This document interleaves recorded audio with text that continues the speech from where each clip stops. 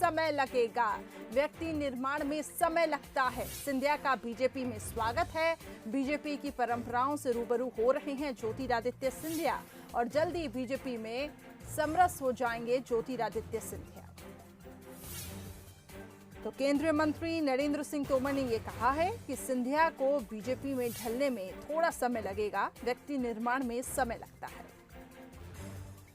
तो कांग्रेस छोड़ बीजेपी में शामिल हुए हैं, बीजेपी की परंपराओं को समझ रहे हैं और उनसे रूबरू हो रहे हैं। जल्दी बीजेपी में समरस हो जाएंगे ज्योतिरादित्य सिंधिया।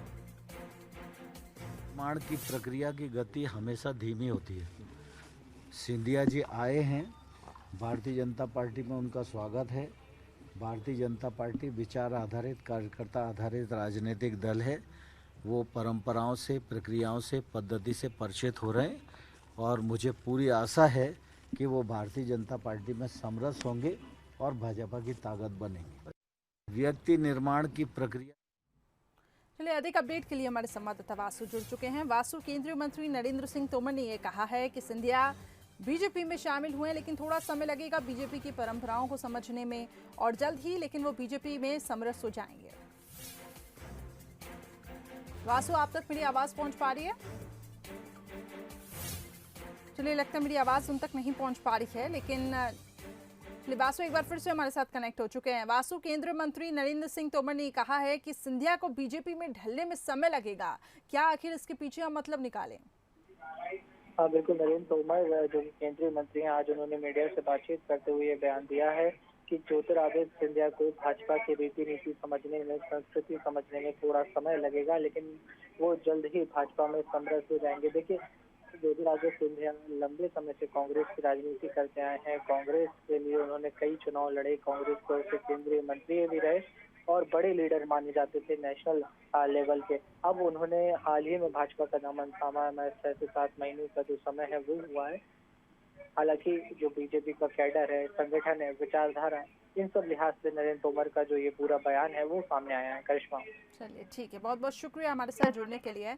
तो एक सकारात्मक तौर पे भी हम इस बयान को देख सकते हैं कि उन्होंने कहा कि सिंधिया जी बीजेपी में शामिल हुए हैं, लेकिन ढलने में थोड़ा समय लगेगा बीजेपी की रीति नीतियों को समझने में, बीजेपी की परंपराओं को समझने में। लेकिन जिस तरीके से ज्योतिरादित्य सिंधिया मैदान में अभी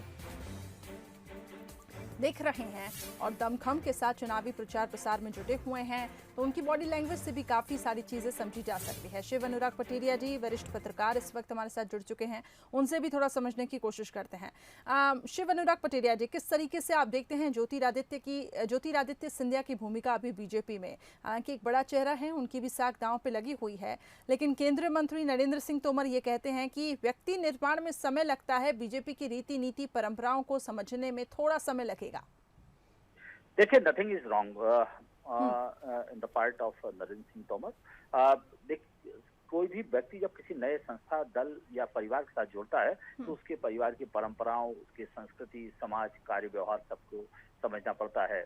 और यही बात नरेंद्र सिंह तोमर ने कही है। दरअसल भले ही ज्योतिरादित्य सिंधिया का, इनकी दादी का, इनकी बुआओं का भाजपा के साथ लंबा संपर्क रहा हो और संघ और जनसंघ भाजपा के लिए बड़ी सहायक रही हूँ राजमाता जी, लेकिन ज्योतिरादित्य सिंधिया कभी सीधे तौर पर भाजपा के साथ नहीं जुड़े रहे या संपर्क में नहीं रहे।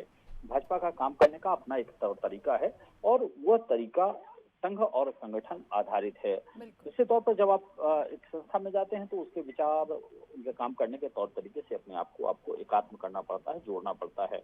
और यही बात नरेंद्र सिंह तोमर जी ने कही है। दरअसल ज्योतिरादित्य सिंधिया अकुलाहट में और एकाग्र होकर सारी चीजों को देखते हैं, जबकि भारतीय जनता पार्टी में जो काम करने का तौर तरीका है वो संघनिष्ठ, संगठन निष्ठ और कुल मिला के पार्टी को केंद्र में रखते हुए होता है। दरअसल पिछले दिनों 2-3 घटनाएं ऐसी हुई जिससे ये संदेश गया कि ज्योतिरादित्य को महत्व भारतीय जनता पार्टी के द्वारा नहीं दिया जा रहा है, चाहे वो स्टार कैंपेनर की सूची में उनका 10वां नाम हो और चाहे जो प्रचार रथ हैं उनमें बहुत नीचे उनको ले जाना हो। तो इस सब चीजों से देखिए एक संदेश तो जाते हैं और राजनीति में जो व्यक्ति आता है उसको लगता है कि कहीं उसके साथ कुछ गड़बड़ तो नहीं हो रहा है। और ये सारी चीजों का इसलिए कुल मिला के इसे क्लैरिफाई करने की कोशिश की